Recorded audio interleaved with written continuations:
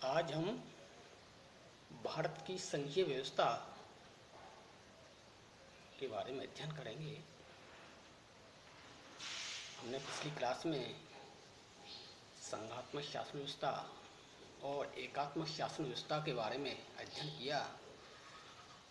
अब आज हम भारत की संघीय व्यवस्था के बारे में अध्ययन करेंगे।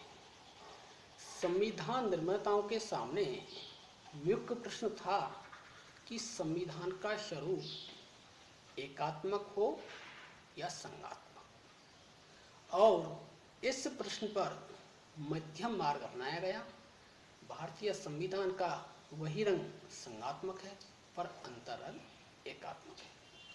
कि जब संविधान का निर्माण किया जा रहा था तो संविधान निर्माताओं के सामने ये मुख्य प्रश्न था कि भारत में शासन व्यवस्था का कौन सा रूप अपनाया जाए, एकात्मक शासन व्यवस्था को अपनाया जाए या संघात्मक शासन व्यवस्था को अपनाया जाए।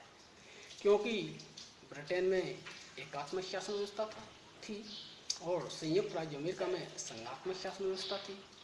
तो संविधान निर्माताओं ने, वैसे तो हमारा भारतीय संविधान संघात्मक शासन व्यवस्था है, लेकिन उसके अंतर्गत संघात्मक शासन व्यवस्था और एकात्मक शासन व्यवस्था दोनों के लक्षण पाए जाते हैं। संविधान में भारत को राज्यों का संघ, यूनियन ऑफ स्टेट कहा गया है, और संविधान में जहाँ कुछ संघवाद के मान्य लक्षण पाए जाते हैं वहाँ एकात्मक राज्य के लक्षणों का विप्रयोग भी जहाँ तहाँ दिखता है।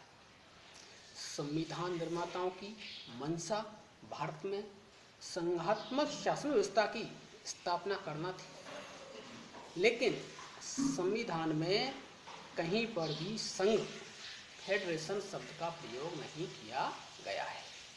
वरन हम देखें, संघ के स्थान पर राज्यों का संघ, यूनियन ऑफ स्टेट शब्द के प्रयोग का स्पष्टीकरण देते हुए प्रारूप समिति के अध्यक्ष डॉक्टर भीमराव अंबेडकर ने संविधान सभा में कहा था कि प्रारूप समिति के द्वारा इस शब्द का प्रयोग यह स्पष्ट करने के लिए किया गया है कि यद्यपि भारत एक संघ राज्य है, लेकिन यह संघ राज्य किसी प्रकार से राज्यों के पारस्परिक समझौते का परिणाम न होने के कारण किसी भी राज्य को संघ से पृथक होने का अधिकार नहीं है। ये डॉक्टर भीमराव अम्बेडकर ने संविधान सभा में कहा था।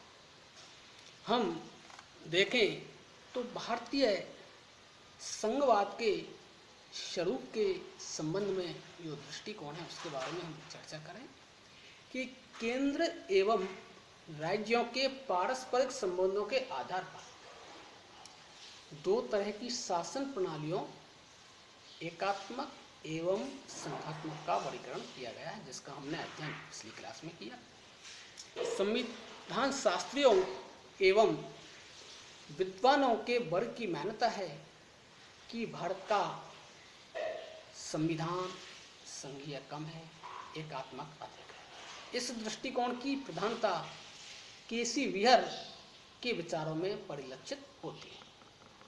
केसी व्हीयर के अनुसार भारत मुख्यतः एकात्मक राज्य है जिसमें संघीय विशेषताएं नाममात्र की हैं। भारत का संविधान संघीय कम और एकात्मक अधिक है। ये केसी व्हीयर ने अपने विचार व्यक्त किए हैं। और दूसरी ओर Alexandrovich, Norman D Palmer, Paul H Appleby आदि विद्वानों ने भारत का संविधान को संघीय विशेषताओं से युक्त माना है। उनका विचार है कि भारत पूर्ण रूप से संघात्मक शासन व्यवस्था से परिपूर्ण है। इसके संबंध में एलेक्जेंड्रोविच के अनुसार कि एलेक्जेंड्रोविच ने क्या कहा है, भारत एक सच्चा संघ है, तथापि अन्य संघों की भांति इसकी अपनी कुछ निराली विशेषताएं हैं। भारत को अर्ध संघात्मक कहना मिथ्या है। ये कहा है अलेक्जेंड्रो विस ने। उसने कहा है कि भारत एक सच्चा संघ है तथा अन्य संघों की भांति इसकी अपनी कुछ निराली विशेषता है। भारत को अर्ध संघात्मक कहना मिथ्या है। अगले विचारक नॉर्मन डी पामर के अनुसार उन्होंने भी कहा है कि भारतीय गणतंत्र एक संघ है तथा उसकी अपनी विशेषताएं हैं जिन्होंने संघीय संघ को अपने से ढाला है। ये कहा है नॉर्मन डी पामर।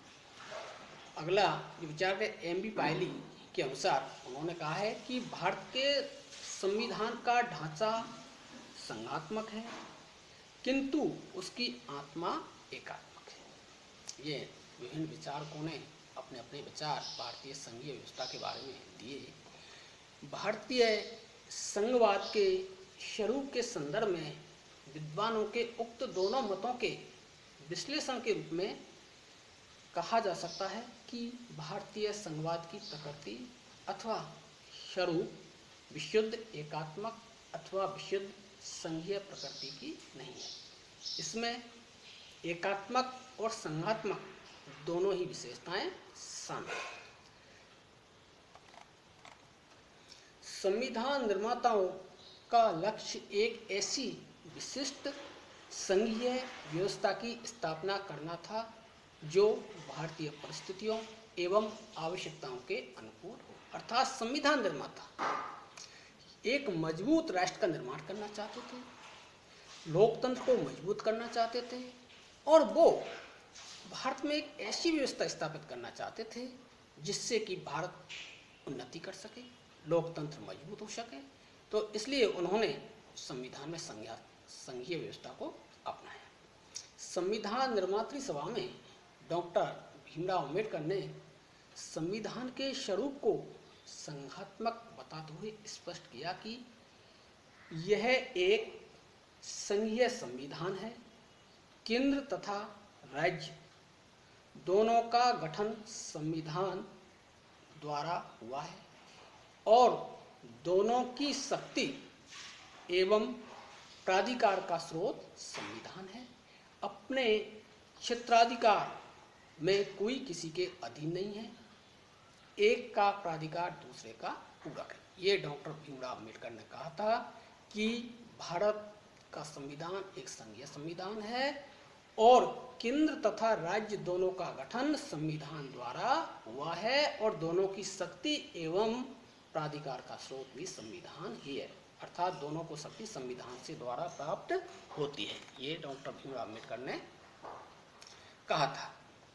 अतः भारतीय संविधान निर्माताओं की मंशा यद्यपि संघात्मक ढांचे की स्थापना थी, तथापि संविधान के अंतरंग में ही एकात्मकता के प्रबल तत्वों को समाहित करते हुए राष्ट्रीय हितों एवं संघीय ढांचे को गतिशील बनाए रखने का प्रयास अंतर्निहित था।